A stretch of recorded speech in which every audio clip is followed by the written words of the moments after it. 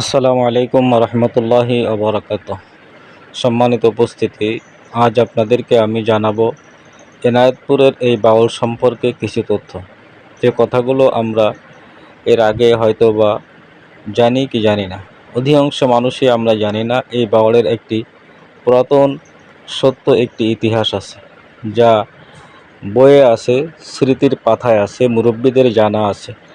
কিন্তু বর্তমান সমাজের মানুষ এই বাউলের ইতিহাসটা জানে না। সবথেকে বড় ইতিহাস কি জানেন? যে এই বাউলের একটি সময় ছিল, যেই সময় মানুষ এই বাউল থেকে অনেক কিছু পেত, যেটা গল্পের মতন মনে হয়। আমরা গল্পে শুনেছি বা জেনেছি, সেরকমই মনে হতো আমাদের কাছে। যখন ভালো মুরব্বীরা যখন এই কথাগুলো বলতেন, তখন অত্যন্ত গল্প কাহিনী বলে মনে হতো। কিন্তু আসলে এই গল্প কাহিনীটা যে বাস্তবে ছিল, এটা আমরা অনেকেই জানতাম না বা বুঝতাম না। একসময় এই বাউলের অনেক অলৌকিক ঘটনা ঘটত, যা আমাদের বিশ্বাসে আনা কষ্ট ছিল। সব থেকে বড় বিষয় কি জানেন?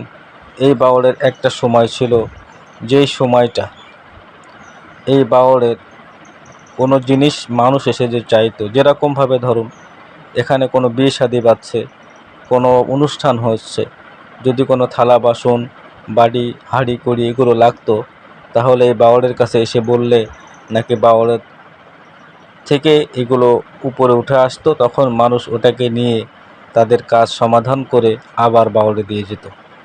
এরকম একটা কাহিনী আমরা শুনছিলাম। এটা আদৌ সত্য না মিথ্যা, পরে যখন এটা নিয়ে একটুখানি গবেষণা করতে যাই, জানতে যাই, তখন মুরব্বীদের মুখ থেকে শুনেছি যে হ্যাঁ, এই কথাটি একদম সত্য কথা ছিল, এর ভিতরে কিঞ্চিত পরিমাণ মিথ্যা কথা নাই। কারণ এই বাউল থেকে এরকম সোনার চামচ, গ্লাস, হাবিজাবি অনেক কিছুই মানুষের কাজের জন্য ব্যবহার করার জন্য দেওয়া হতো। একদিন এই গ্রামের একটি মানুষ সে একটি জিনিস রেখে দেয়। সে একটি জিনিস রেখে দেওয়ার পরে তারপরে এই বাউলের ভাঙন শুরু হয়।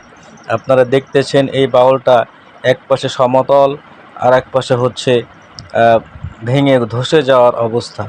তখন যখন ধসতে ধসতে উপরের দিকে চলে আসে, তখন এই দরবারের পীর সাহেব হুজুর যিনি ছিলেন, এনায়েতপুর দরবারের পীর সাহেব হুজুর যিনি ছিলেন, উনি একটা গরু নিয়ে যে ওই জায়গায় জবেহ করে দেয়। তারপরে আল্লাহ তাআলার রহমতে এই বাউলের ভাঙাটা বন্ধ হয়ে যায়। এটা আমরা মুরব্বীদের মুখ থেকে শুনেছি, একদম সত্য কথা, এটা কোনো গাল গল্প নয়। আসুন পরবর্তীতে আবার কথা হবে ইনশাআল্লাহ।